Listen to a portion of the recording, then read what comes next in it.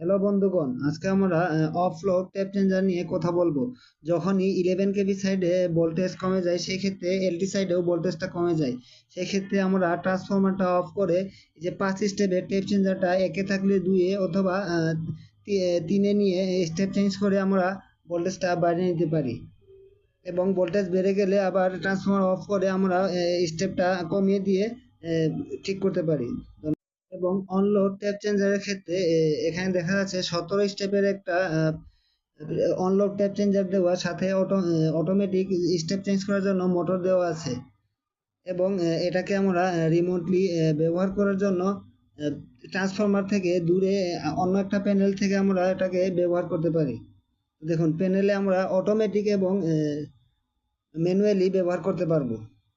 এবং যখনই tap change হয়ে যাবে, প্যানেলের পিছু সাইডে দেখবেন অটোমেটিক সাইরেন